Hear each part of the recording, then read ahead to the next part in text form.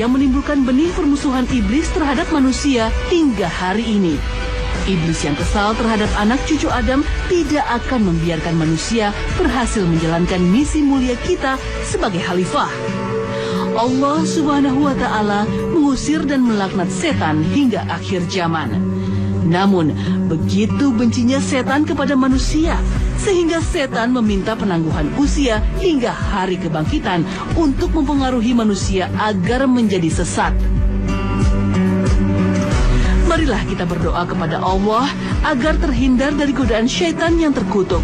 Allahu Akbar, Allahu Akbar. Sahabat Islampedia, iblis mulai menebar hasutan di kalangan jin dan mulai merekrut para pengikutnya. Iblis juga memiliki keturunan yang sangat banyak yang pada akhirnya bergabung menjadi kelompok pendengki. Allah berfirman, dia adalah dari golongan jin, maka ia mendurhakai perintah Tuhannya. Patutkah kamu mengambil dia dan turunan-turunannya sebagai pemimpin selain daripada aku? Sedang mereka adalah musuhmu.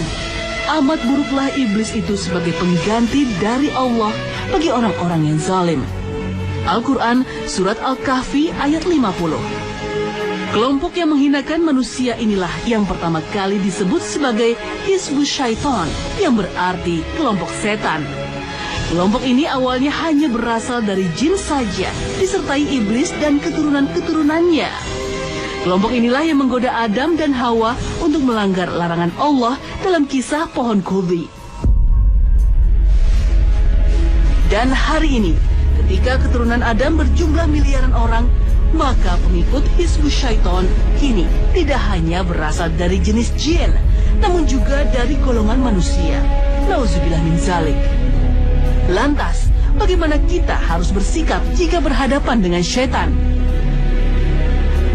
Sahabat Islampedia, hal paling penting yang harus dipegang oleh kita kaum muslimin adalah bahwa setan tidak memiliki kekuatan sendiri. Seperti makhluk lainnya, ia pun makhluk ciptaan Allah dan ada di bawah kekuasaannya. Maka ia tak dapat melakukan apapun tanpa seizinnya.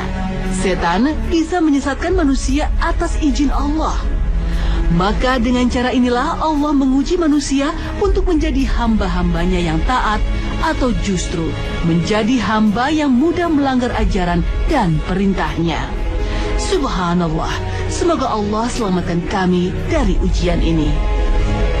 Allah menjadikan setan dari jenis manusia seperti halnya setan dari jenis jin. Dan hanya tiap yang durhakalah yang disebut sebagai setan, karena perbuatannya melampaui batas aturan yang ditetapkan Allah. Allah berfirman, dan demikian kami jadikan bagi tiap-tiap nabi itu musuh, yaitu setan-setan manusia dan jin.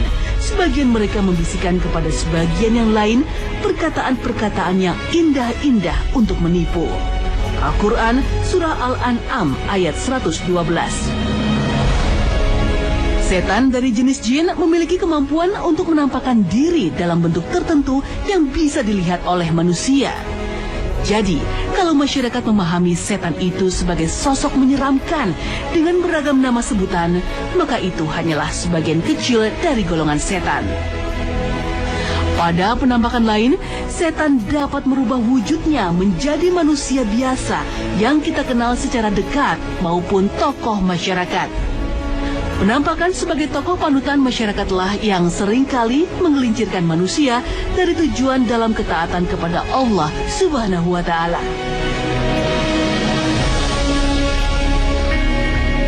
Ada orang yang mempercayai adanya hantu, namun ada pula yang tidak percaya.